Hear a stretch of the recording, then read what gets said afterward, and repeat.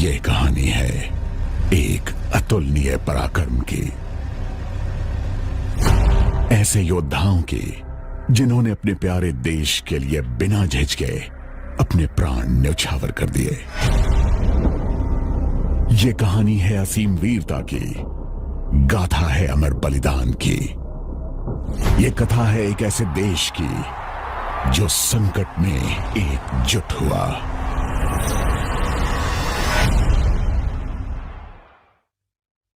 जनवरी 1965, कच्छ का रण।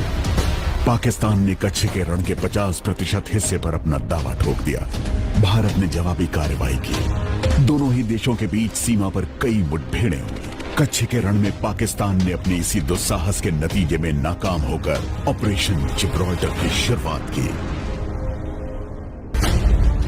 अगस्त 1965, कश्मीर घाटी। पाकिस्तान के हथियारबंद घुसपैठियों के कश्मीर में घुसने की खबर मिली। घुसपैठियों का मकसद था राज्य में घबराहट पैदा करना। पाकिस्तान अपनी इस हमलावर कार्रवाई को यह शक्ल देना चाहता था कि कश्मीर के लोग भारत के खिलाफ उठ खड़े हुए हैं और इसी बहाने से वो कश्मीर को अपने साथ जोड़ने के लिए अपनी सेना का इस्तेमाल करना चाहता था। इस चाल को उसने नाम दिया था ऑपरेशन जिब्राल्टर। आखिर किस कारण पाकिस्तान ने यह सोचा कि 1947 में उसकी जो योजना नाकाम रही वो 1965 में सफल हो जाएगी?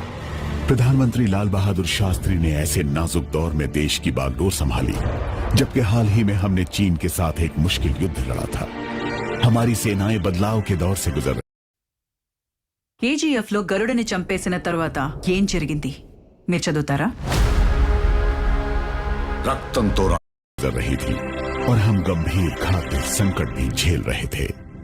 दूसरी तरफ पाकिस्तान को अमेरिका से बेहद उन्नत हथियार और साजो सामान मिल चुका था। लेकिन ये पाकिस्तान की एक बड़ी भूल थी। वो ये भूल गया कि किसी देश की असली शक्ति उसके सैनिकों के मनोबल में होती है, उसकी मशीनों में नहीं। भारतीय सैनिकों ने हमेशा अपने जीवन का बलिदान देकर भी देश की रक्षा की है और तिरंगे के मान को हमेशा कायम रखा है। भारत ने पड़ोसी के इस हमले को हल्के तौर पर नहीं लिया। प्रधानमंत्री शास्त्री ने शत्रु का मुंह तोड़ जवाब दिया। अगर तलवार की नोक पर या एटम बॉम्ब के डर से कोई हमारे देश को झुकाना चाहे, दबाना चाहे, ये देश हमारा दबने वाला नहीं। तो एक सरकार के नाते हमारा क्या जवाब हो सकता है सिवाय इसके कि हम हथियारों का जवाब हथियारों से दें। फौरन ही ऑपरेशन जिब्राल्टर को जड़ से खत्म करने की योजनाएं बनाई गईं। यह था पाकिस्तान के कब्जे वाले कश्मीर में मौजूद हाजी पीर बंद, जो भारत के उरी और पुंछ शहरों के बीच मौजूद था।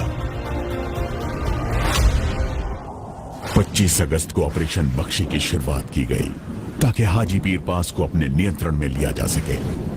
वन पैरा के सैनिकों ने मेजर रंजीत दयाल के नेतृत्व में बेहद खराब मौसम और बारिश की परवाह न करते हुए घनघोर अंधेरे में इस खतरनाक पहाड़ की फिसलन भरी ढलानों पर चढ़ाई की ताकि इस दर्रे पर हमला किया जा सके।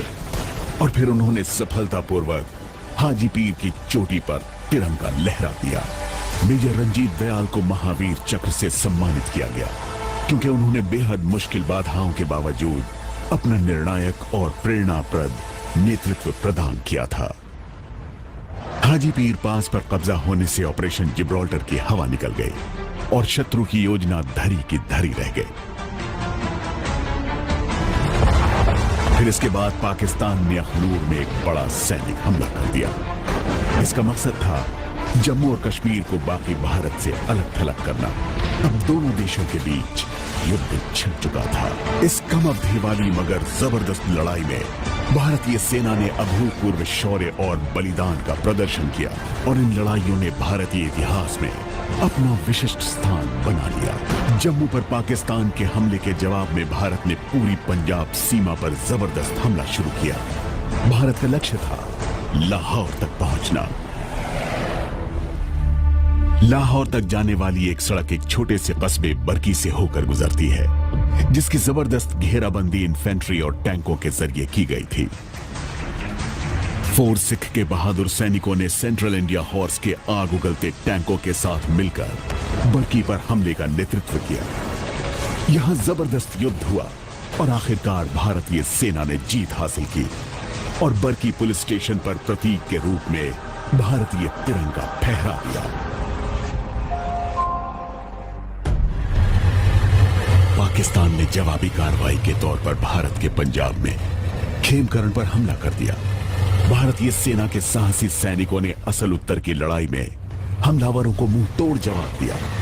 बेहतर अमेरिकी टैंकों वाली पाकिस्तानी सेना को भारतीय इन्फेंट्री और इंजीनियर्स ने एक चक्रव्यूह में फंसा दिया। 3 कैवलरी के टैंकों ने एक हॉर्स शो बनाकर दुश्मनों को घेर लिया और पूरी तरह कुचल दिया। इसी युद्ध में दुश्मनों के 100 टैंकों का कब्रिस्तान भी बना। पाकिस्तान की सेना ने अपने इतिहास में जो सबसे बड़ी हारें हासिल की हैं, ये उनमें से एक थी। इसी युद्ध में CQMH अब्दुल हमीद ने शौर्य का सबसे विस्मयकारी परिचय देते हुए केवल रिकॉइललेस गन के जरिए दुश्मनों के कई पैटर्न टैंक बर्बाद कर दिए, जिसका टैंकों से कोई मुकाबला नहीं था। भारतीय सेना की सर्वोच्च गौरवशाली परंपरा का पालन करते हुए उन्होंने देश के लिए निस्वार्थ और चरम बलिदान दिया। उन्हें परमवीर चक्र से सम्मानित किया गया। दुश्मनों को एक बार फिर अपनी ही जमीन पर हार का मुंह देखना था। सियालकोट, पाकिस्तान। यहां फिलौरा नामक एक छोटा सा कस्बा दूसरे विश्व युद्ध के बाद सबसे बड़े टैंक युद्ध का गवाह बना। यह लड़ाई टैंकों के बीच केवल 100 गज की रेंज में हुई थी। भारत की 2 सबसे पुरानी रेजिमेंट्स पूना हॉर्स और हॉटसन्स हॉर्स ने इस युद्ध में भारत को जीत दिलाई। लेफ्टिनेंट कर्नल अर्धशीर दारापुर ने बड़े सुयोग्य ढंग से अपनी रेजिमेंट पूना हॉर्स का इस युद्ध में आगे रहते हुए नेतृत्व किया और इस लड़ाई में बुरी तरह घायल होने के बावजूद उन्होंने खुद को वहां से इलाज के लिए ले जाए जाने से इनकार किया। उन्हें मृत्यु उपरांत परमवीर चक्र से सम्मानित किया गया। डोगराई, पाकिस्तान।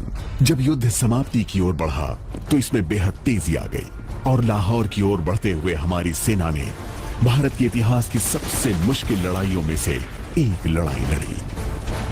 3 जाट के बहादुर सैनिकों ने रात में इस शहर पर हमला किया। भारी गोलाबारी की परवाह न करते हुए वो घरों में घुसे और 27 घंटे से भी ज्यादा चली आमने सामने की निर्मम लड़ाई लड़ी। मुश्किल से मिली ये जीत commanding officer lieutenant colonel Desmond Hayde Mahavir Chakra के प्रेरक नेतृत्व में मिली। उनके नेतृत्व में 3 जाट ने इस शहर से एक ऐतिहासिक विजय मार्च निकाला।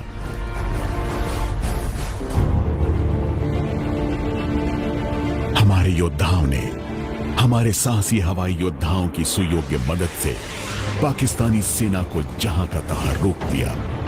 भारतीय वायुसेना ने बड़े पराक्रम से युद्ध करते हुए महत्वपूर्ण स्थानों पर दुश्मनों के हमले की धार कुंद कर दी। उन्होंने अपने से बेहतर पाकिस्तानी विमानों के साथ भीषण युद्ध किया। वो शत्रु के मनोबल को पूरी तरह तोड़ने में कामयाब रहे। नौसेना ने भी राष्ट्र के आह्वान पर भरपूर साथ दिया। हमारे इन प्रहरियों ने हमारे समुद्रों में अपना फैलाव करने की दुश्मन की साजिशों से देश की रक्षा की।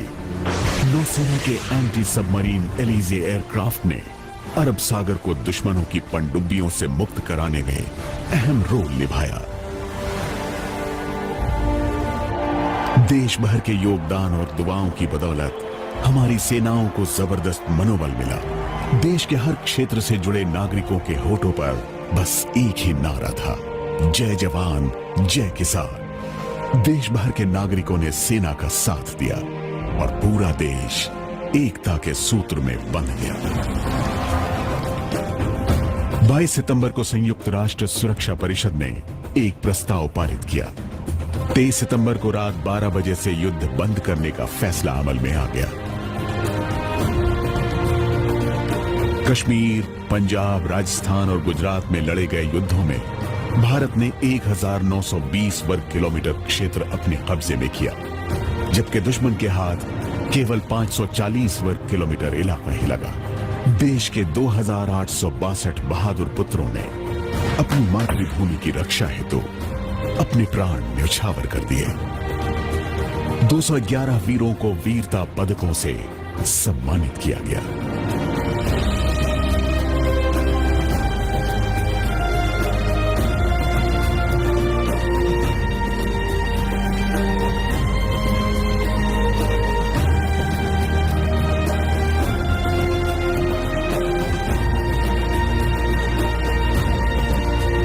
दुश्मनों को बुरी तरह मुंह की खानी पड़ी और उनका आत्मविश्वास मिट्टी में मिल गया।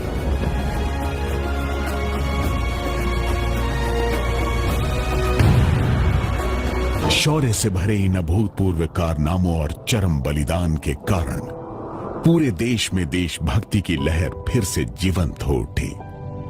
1965 के युद्ध के 50 वर्ष पूरे हो रहे हैं और यह समय है कि देश के हर